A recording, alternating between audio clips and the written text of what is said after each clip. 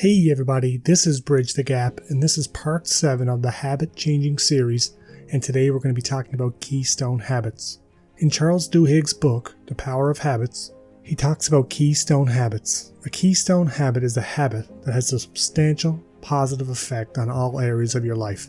These are habits that spill over into other categories of your life, and they have a positive impact on your emotions, thoughts, and beliefs. Once these keystone habits are ingrained into daily routines, you'll feel so good that you'll find your craving for the bad habits will get smaller and smaller. The 4 keystone habits that we'll be focusing on are daily meditation, exercise, sleep, and diet. When I was looking to change my bad habits, I made sure that I had these 4 keystone habits working together every day. I used a habit tracker to ensure that I checked off each of these habits daily. If I hit my target for each one, I would put an X on the habit tracker, which counts as a win. After enough time, my feelings began to change, and it took me a long time to figure out, and this is extremely important, that feelings follow action. So you act first. You do these things every day, even when you don't want to, and your feelings will change. If you can get your keystone habits working together for 30 consecutive days, I guarantee you'll feel so much better. Also remember the habit loop: cue, routine, and reward. So take exercise for example. The cue can be when you leave work. This is your cue to go to the gym and work out. The routine is the actual exercise itself. But what's the reward? There are many benefits to exercise: reduced stress, improved health, and feeling proud at the way you look, and many, many more. But what I've learned is that you can't have rewards that are too far away in the future. You need to have a reward that immediately follows the exercise. So find a healthy reward that you enjoy right away as soon as you finish exercising. For meditation, I complete both the 6-phase meditation and headspace. I put a link to these below. The cue is as soon as I wake up. The routine is the meditation itself. And the reward is giving myself one of my favorite things in the world, a hot cup of coffee. If I don't meditate, I don't allow myself to have coffee that day. I must meditate first before I'm allowed to enjoy it. Further, meditation will teach you that your urges and thoughts are like cars passing on a busy street.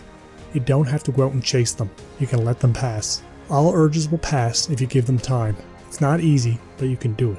You will be uncomfortable for a while, but you can survive it. You won't die of discomfort, and eventually you will live and feel better than you ever have before. Sleep is a key one. Many people are walking around sleep deprived.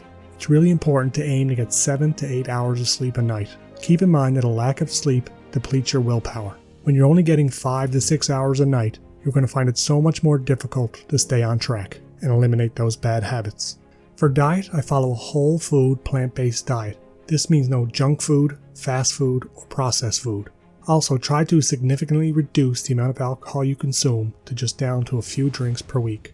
When you get these 4 keystone habits working together for 30 days, you'll feel so much better. It's important to remember that habits can only be replaced. They can't be eliminated. So your bad habits will always be there lurking in the background, but if you have good positive habits, you'll notice that the urges will diminish. If you watch this video without taking action, your life won't change. But if you look at the bigger picture of your life, you can't do the same things over and over and expect anything to change. Remember that your bad habits are like trying to fill a bucket with a hole in it. You will begin to realize that you can never have enough of that which doesn't satisfy you. All bad habits, whether it's food, porn, drugs, or alcohol, come from the same place. They are coping strategies to make you feel better in the current moment while disregarding your future self and the person you hope to become. We develop bad habits to help us feel better about the negative feelings in our life, such as stress, anxiety, boredom, or the overall feeling that you're not good enough, smart enough, or rich enough. But as author Brené Brown explains in her book, Daring Greatly, you cannot selectively numb your feelings. You can't just use porn, food, alcohol to numb the bad feelings. Because when you numb your feelings, you numb all of your feelings. So without realizing it, you're numbing joy, hope, motivation, and happiness. Take time to remind yourself every day that you are enough. Take these words, "I am enough," and write them on the top of your journal every single day. Say them to yourself as much as you can every day. Repeat them over and over to yourself until they seep into your subconscious. Finally, I'll end with this. There's a great moment of clarity when you realize that you are in full control of your life. One day from now, you'll look back on your old self and you'll be amazed at how much ambition, creativity, motivation, and focus you now have. You won't even be able to recognize your former self. Thanks for listening. If you'd like to hear more videos on becoming your best self, please subscribe to my channel. Thanks again.